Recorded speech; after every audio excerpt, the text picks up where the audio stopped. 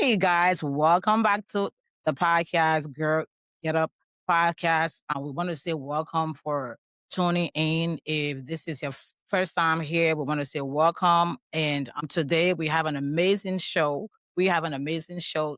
So just sit back and relax. We have an amazing pastor from all the way back home, and today we bring the man of God on the show. So I would like to ask all of you guys to welcome Pastor Joseph Nimely from all the way Liberia.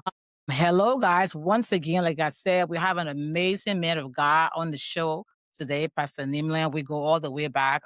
So I would like to say welcome to Girl Get Up podcast, Pastor Joseph. Feel free. Let's just chat about, worship. But I would like to say, talk about yourself a little. Let my podcast, let my people get to know who you are, my villagers. So you take it away, Pastor Nimely. Thank you so much, Tracy. Thank you, Get Up There. Thank you for the opportunity to be here on your platform. We are grateful. We don't count this as a right, but we count it as a privilege. So this is Joseph Nimely from Liberia, one of the pastors at the City of Life Church of God, Partners Bay Estate, under the leadership of Bishop John Concon. And, I'm a worship leader. I'm a husband. I'm a father of 4 kids, and I'm married to a pastor, Mrs. Sarah T. Nimely, and I hold a bachelor's degree in theology. And yeah, I think some things will fall in place, but this is Lee. This is Lee. I'm an artist as well. So this is Okay. All right. Well, thank you, Pastor Joseph. Thank you so much. So, really quick, guys, how we met online. I came across his music online and I was like, oh, this guy is anointed. And then, we connected. And since then, we've just been friends and, worship leaders. But I would like to start off by asking you, Pastor Nimely, how did you start as a worship minister before, you became a pastor? How did you start? So that is a really interesting question. But I started as a musician. I started as a musician. I didn't just start to do music. Quite interesting when I tell people the length of time I spent singing, they are stuck. But I started doing music from a very young age, not singing, but playing instruments like drums, playing keyboard. And I started getting involved into after singing 2012 was when I started leading instruments to do singing. But then 2017 was when I started to shift my focus and I started to redirect my strength, my energy to worship. And because we're just random choir directors and random choir guys singing normal music and doing our normal stuff around. But 2017, that was when I hosted one of Nigeria musician Morgan. When I hosted that year, that was the time, great time of preparations and prayer. I realized that God was calling me to another dimension of ministry, not just to just sing, but to draw men and to draw people and to go to bridge my generation. You just went into my next question. So Uh, over the years, I follow you, I've seen you grow, from level to level. Your last concert that you had, I was just blown away. I was flabbergasted. The way people, welcome you, the way people were excited, when they, call you on stage. You just mentioned, when you started, right? But the question is, how long have you been a worship pastor, and what are some of the songs, I mean, that you release, like your work, what have you done over the years, that you've been a worship, pastor? Because I follow you and I think you are just anointed, you're amazing, you have an amazing team, right? But those of us up here in America, people don't know you. Not everyone is on, Facebook, or those who are there, they all know you. So if you can just talk about how long you've been a worship pastor and talk about, some of your work. so I became a pastor 2016. 2015, I was when I got a call to become a pastor. And then 2015, I recorded my first ever song. That was a first song that was recorded by one Appleton. It's called More Than Enough. 2015, 16, 17, I went into isolation. I was not doing no outside ministry. I decided to just stay in my church and serve and dedicate my service to my church. So I was not out there. I was not on flyers. I was not big, behind anything. In 2018, after I got married, that was when I started to push out. So 2019, I recorded my first song single. It's called Thank You. Started Thank You. You can check it on YouTube, Joseph Nimely, Thank You is there. I produced Thank You 2019, then 2020, 2021, 2022 recorded Jesus Says. I recorded Your Presence for Pastor Joseph and was featured on that song. I recorded Desperate on one of my singles as well. They are all on YouTube. So that was the start of what I started to do. But we have a couple of songs that we wrote. I think is I don't just want to go to the studio because there's a cost to go there. I want to go to the studio because wherever I want to put the studio, I want it to reach to where God wants it to go. So I'm not just interested in just recording songs because I want people to see, okay, this guy is recording and people buying. But as a matter of fact, yeah, we have some other songs out there. It was just 2023 for what we did, Set It on Fire, which I'm not even recorded officially. It's not recorded in any studio. That's just the live from the concert that people have been singing around.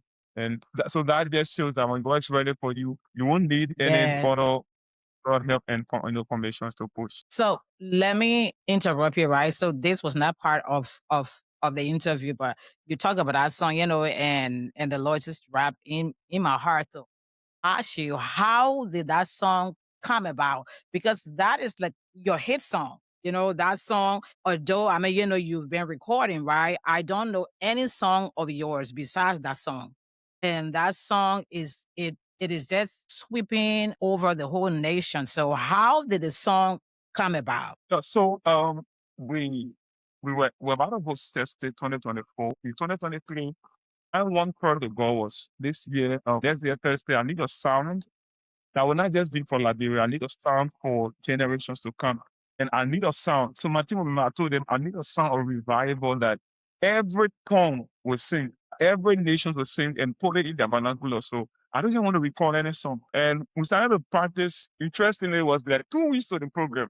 I've not getting anything. But other songs that came, we started singing it, the team. So one day I was upstairs in my father's office, whatever I work, and then I was just person to come down and pray. And I came down.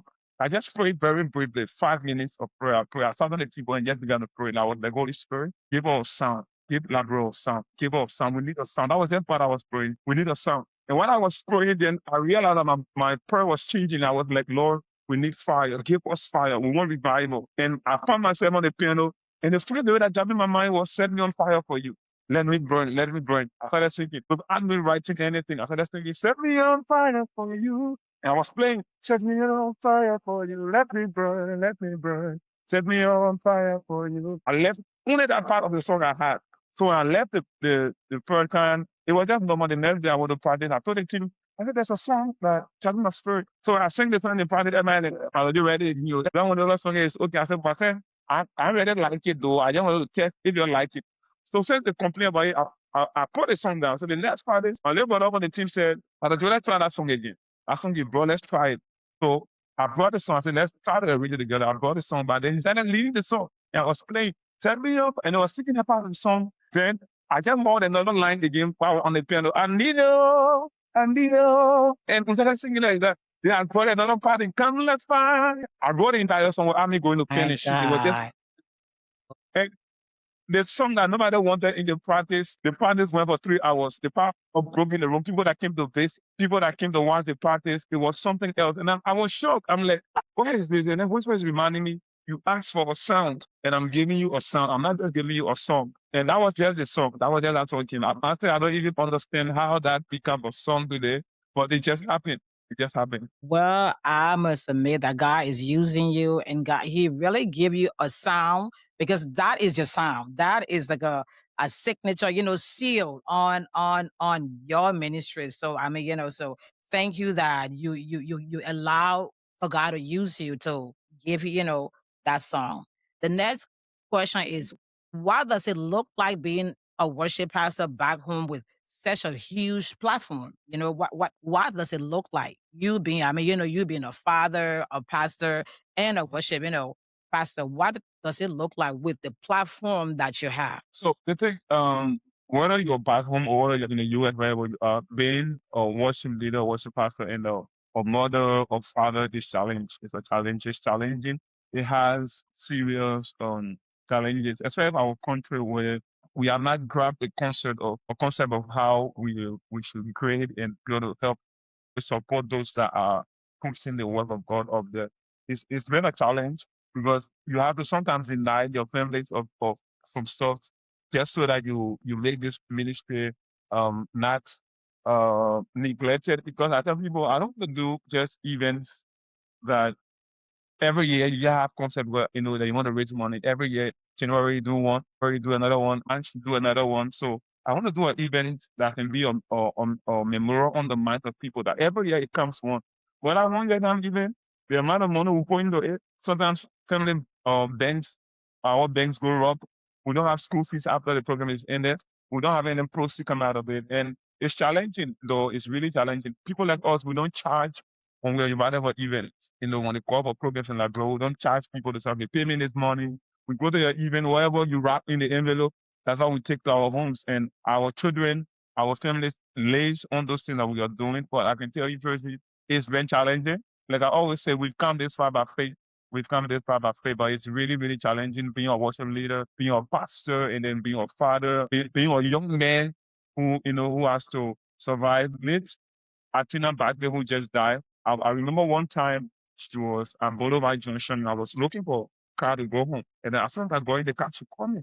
She said, I don't know. With the level of ministry you're doing in this country, wanting to give you a car. I don't know why, you should be walking, calling to give you a car. She was right, but then at the end of the day, God has not given me a car, so I don't have to fight for it. I don't have to do anything else if I don't have a car. It shouldn't stop me from doing ministry. And April of this year, I nearly died. I was on a bike running after the program, and the bike man went into a very, very serious accident. It was the bike riders, the two riders got hurt. It was only me who got preserved, and I was Jeez. people are like, you need a car, and that's true, but it's challenging. To be at the level where everybody want to see you, people see you as a mentor, people see you as one celebrity up there. Then every down the day on in the rain, the sun, they see you on motorbikes, sparkling between cars, and they have to speak to you. Hello, minister, and someone else will speak to you out of Mulgrave, someone that speak to you out of love, someone that speak to you out of sympathy. And if you're not strong sometimes, they just tell you that, let me just forget the whole ministry.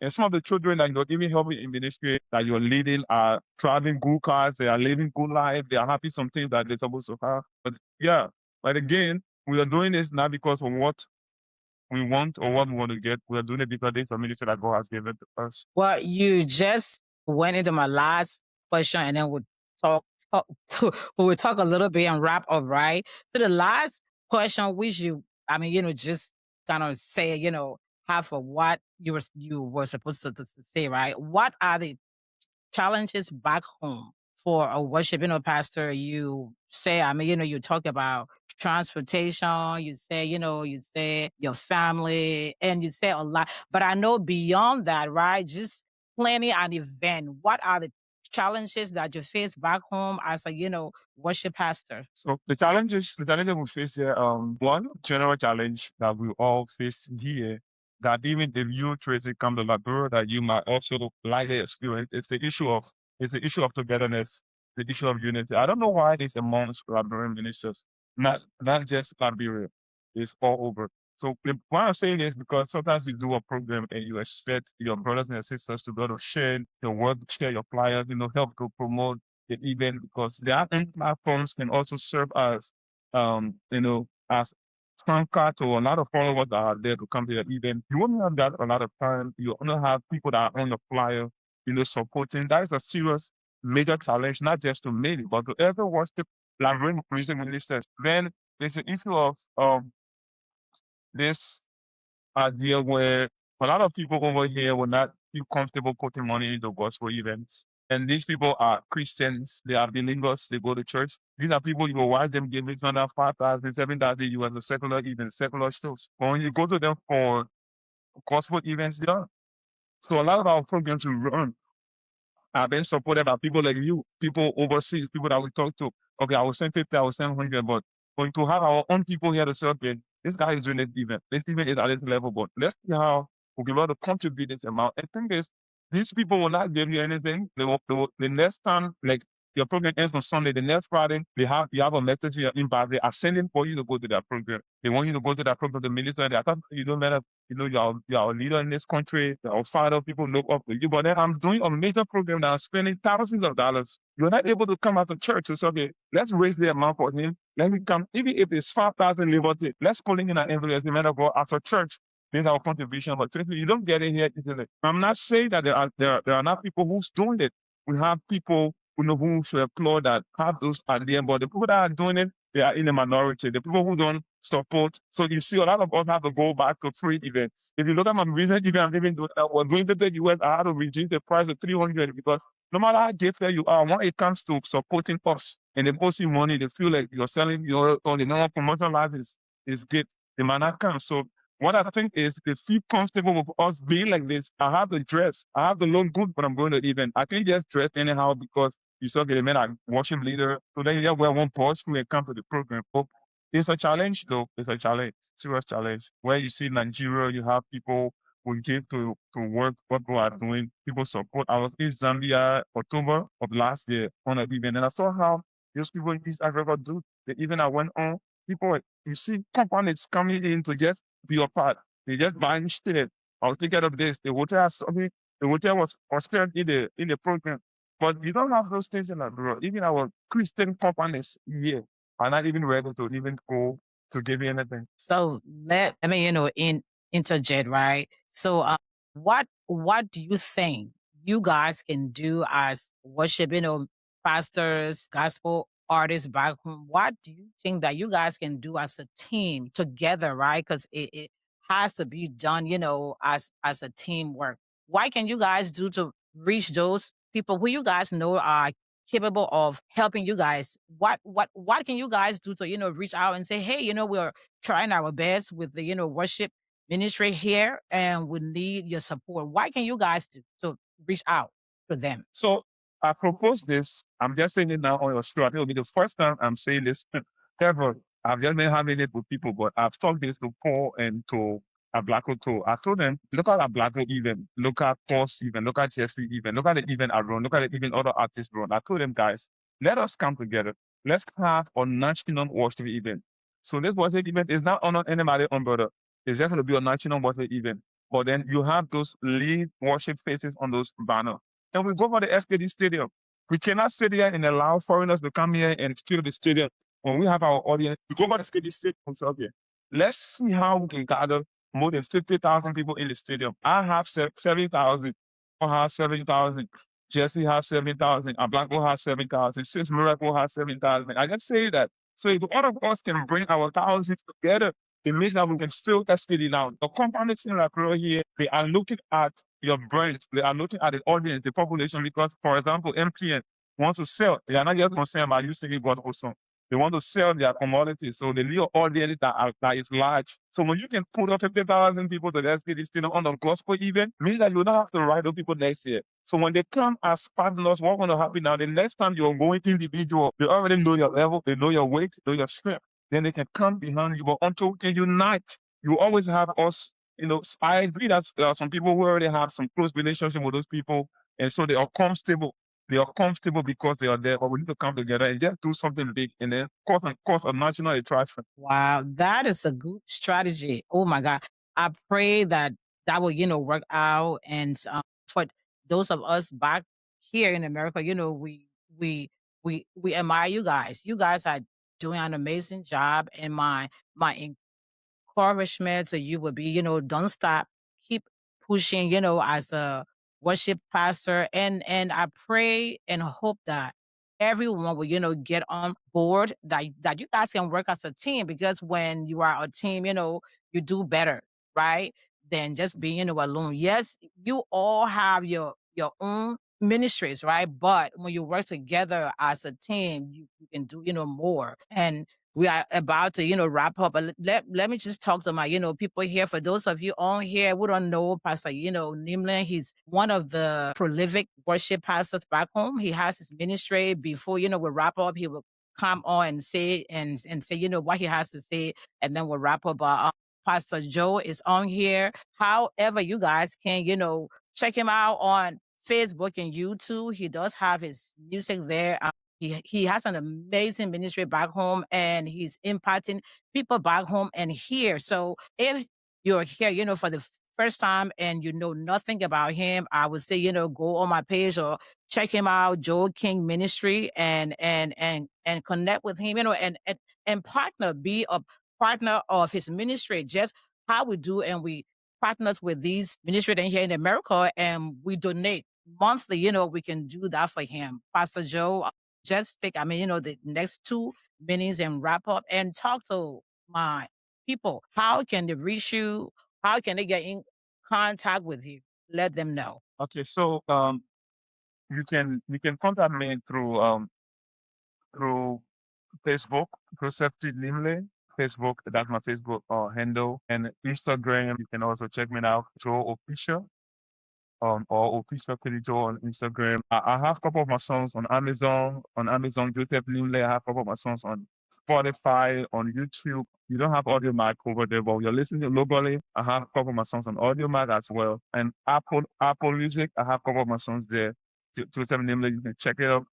And then the podcast will be able to share my contacts with you. That's my WhatsApp contact. But I appreciate Minister Tracy, and I appreciate the the platform for what you're doing. This is not just about me, but this is about you creating a space for the voices of many, many talented and anointed worship leaders that are in this country to be heard on a larger and a global scene. I know that some of us might annoy you and discourage you, but my own advice to you too on this platform is that you just keep it as it is, because sometimes that's what we look like. But the right people with the right focus are going to come on here to help, sell Yes. they're able to do. Thank you so much for you. Yes. Well, guys, we are about to go. We want to say a big thank you to Pastor Nimlin for his time, and watch out. This podcast will be out in 2 weeks. All right. I'll see you guys next time. Thank you for tuning in. Bye.